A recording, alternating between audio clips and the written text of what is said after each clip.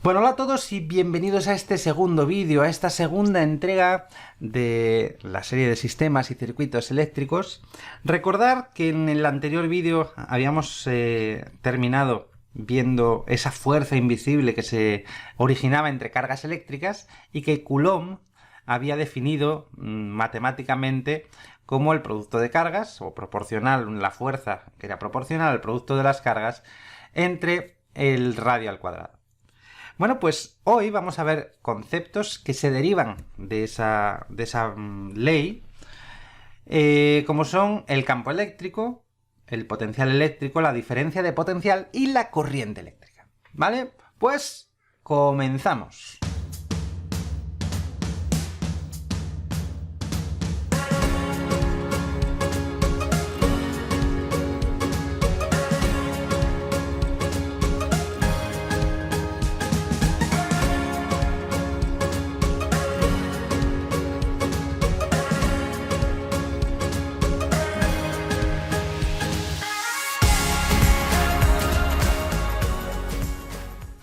Y comenzamos en la primera mitad del siglo XIX. En esa mitad del siglo XIX, los científicos seguidores de Newton habían descubierto, con la ley de gravitación universal, que la electricidad y el magnetismo obedecían leyes semejantes a esa ley de gravitación universal.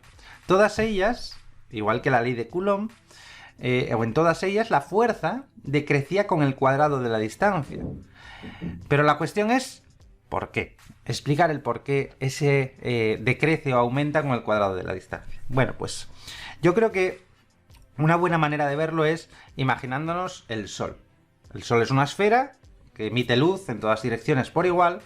Y ahora imaginar que encerramos ese Sol en una esfera más grande. Da igual a la distancia a la que encerremos el Sol, lo que importa es que la luz, toda la luz que emite el Sol, pasaría a través de esa esfera, independientemente de la distancia al Sol.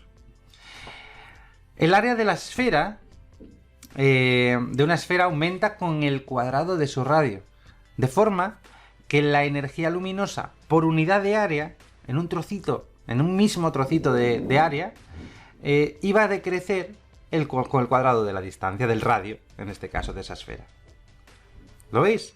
Bueno, pues al igual que ocurre con la luz del Sol, Michael Faraday lo que supuso era un esquema de fuerzas para las cargas eléctricas. Un esquema de fuerzas que existiría en cualquier lugar del espacio, y aunque no definió esas líneas de fuerza de manera matemática, pues lo que sí postuló fue que había unas líneas de fuerza del campo eléctrico que saldrían de las cargas positivas y llegarían hasta las cargas negativas.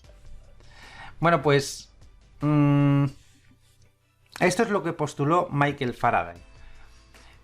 También cabe destacar lo que ocurre con el campo eléctrico en los materiales conductores.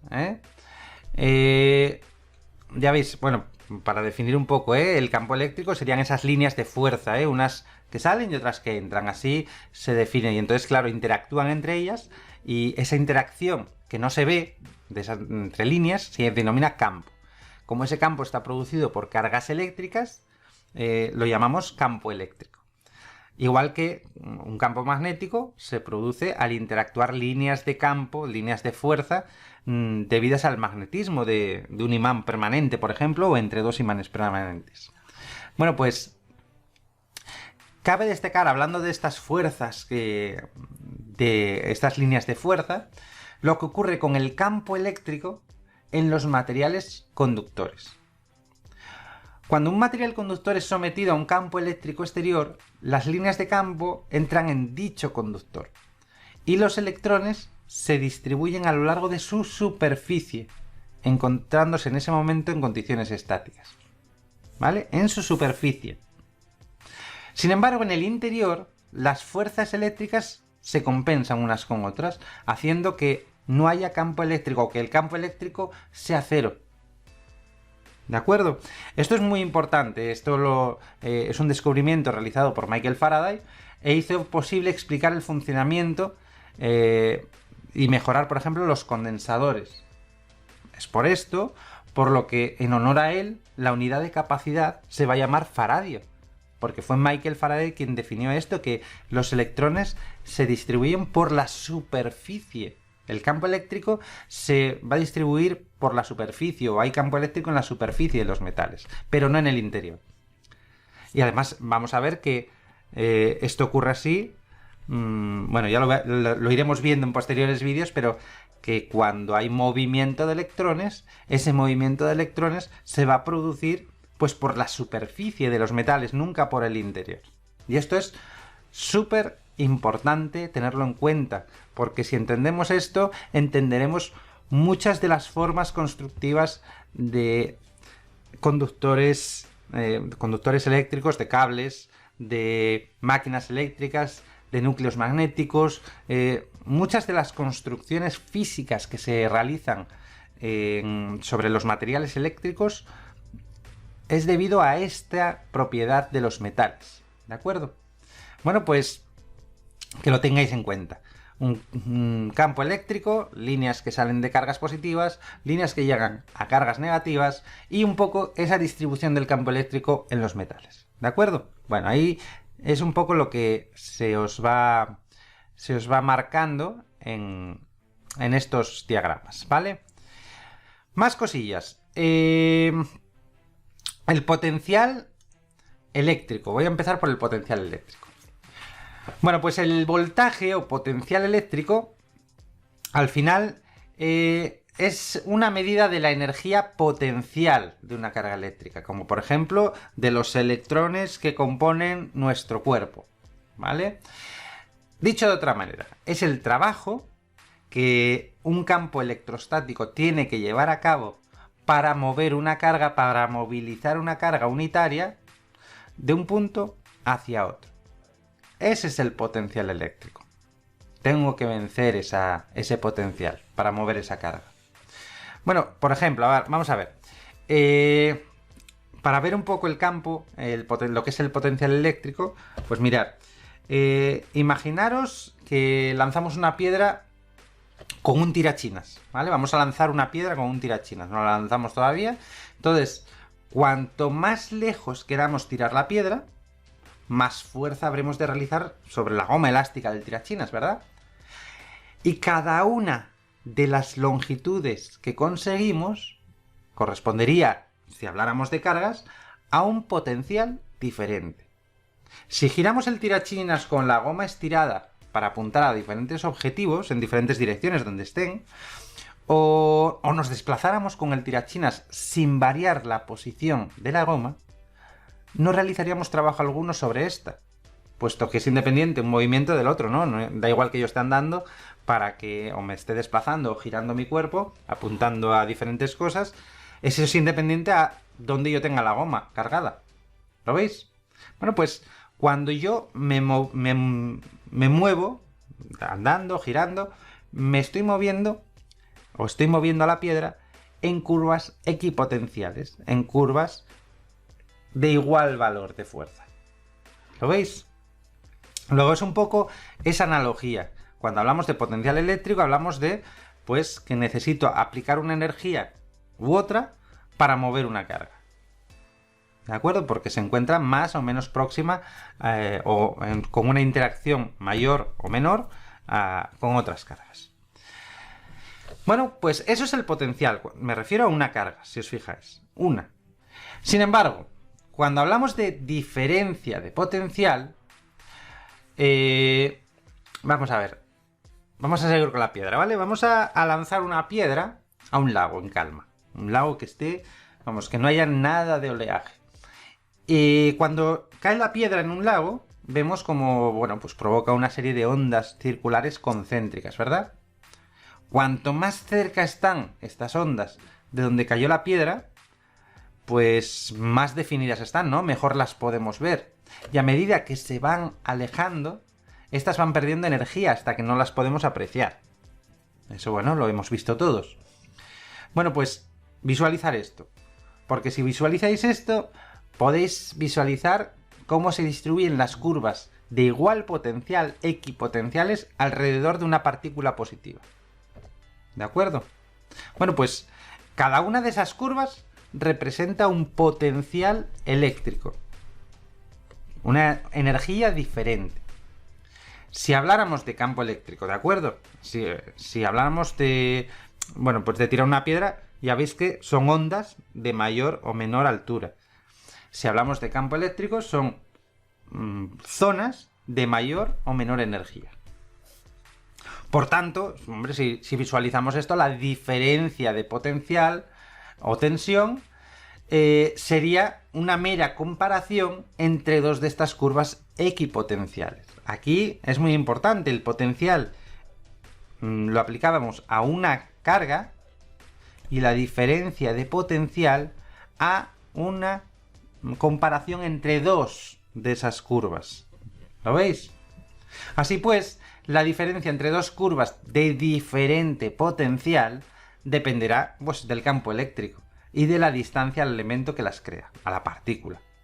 Bueno, pues como lo que importa en electricidad es mover cargas, esa diferencia de potencial, al final lo que se va a utilizar es para, pues, movilizar cargas, mover electrones de un punto a otro, de entre dos puntos.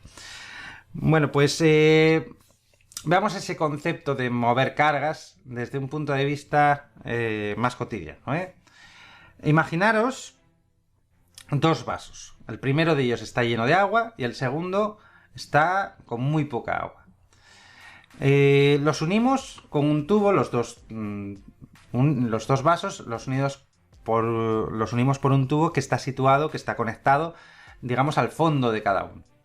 Y en mitad del tubo se coloca una valvulita, que ahora mismo la tengo cerrada. Bueno, cuando abramos la válvula, es de esperar, si los dos vasos están a la misma altura, se supone que están a la misma altura, que el agua pase desde el primer vaso, desde el que está lleno, hasta el segundo, hasta el que está cerrado, hasta que ambos tengan el mismo líquido, ¿no? Pero bueno, ¿por qué ocurre esto? Y además, aunque ocurra en los vasos, ¿qué tiene que ver con nuestro tema, que es la electricidad, ¿no? Bueno, pues es que da igual, todos los sistemas en el universo, todos, sin excepción, tienden a estar en un equilibrio energético cuando entran en contacto. En nuestro caso, el agua del primer vaso tenía mayor energía potencial que el segundo. Estaba a mayor altura, el líquido había más líquido.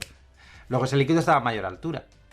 Y esta energía fue transferida al segundo vaso en cuanto se abrió la válvula. ¿Vale? ¿Hasta cuándo? Hasta que ambas energías potenciales se igualaron, es decir, hasta que los niveles se igualaron. Ya no había diferencia de alturas. ¿Lo veis? Pues de manera análoga se comporta la electricidad, puesto que es un sistema energético más. Por lo tanto, la única manera de poder mover cargas eléctricas va a ser poner en contacto dos sistemas con diferente potencial eléctrico. ¿Lo veis? Queda definido, si queréis, esa forma que os estoy expresando como el potencial eléctrico de un punto A menos el potencial eléctrico de un punto B sería igual al trabajo necesario para mover esas cargas de A hasta B. ¿Lo veis? Me parece que os lo pongo por aquí. Para determinar el trabajo necesario de trasladar la carga desde el punto A al B, acudiremos a la definición de diferencia de potencial, que es el trabajo necesario para eso, para mover cargas. ¿Lo veis? Igual que hemos movido el líquido de un vaso a otro. Bueno, pues la fórmula, expresada matemáticamente, todos estos conceptos, quedaría así. La unidad en la que se mide esa diferencia de potencial va a ser el voltio. Ya veremos por qué, pero va a ser el voltio. Y un voltio, bueno, pues como es el sistema internacional y queda definido como el trabajo necesario para mover carga, es un voltio, es la diferencia de potencial que va a existir entre dos puntos, los que sean, en los que para realizar el trabajo de un julio haya que trasladar del uno al otro la carga de un culombio. Bueno, pues además del voltio, ya veis que podéis utilizar, bueno, pues múltiplos y submúltiplos de esta unidad, ¿vale? Como submúltiplos normalmente utilizamos los milivoltios, más aplicado a electrónica, pero bueno, utilizamos los milivoltios. Bueno, pensaba explicaros también lo que era la electricidad, la corriente eléctrica, perdón, la corriente eléctrica, pero lo voy a dejar para el próximo vídeo, ya llevo 15 minutos más o menos, entonces dejo la definición de corriente eléctrica para el próximo vídeo, pero antes os voy a explicar lo que es la fuerza electromotriz, para enlazar un poco con esto que habíamos visto hoy, que era la diferencia de potencial. Espero que haya quedado más o menos entendido, que los ejemplos hayan sido lo suficientemente gráficos, y si os ha quedado alguna duda, pues nada, me lo decís y trataré de resolverlo de la mejor manera posible. Hasta pronto, hasta el próximo vídeo en el que hablaremos de fuerza electromotriz y, eso sí, de la corriente eléctrica. Venga, un saludo a todos, hasta pronto.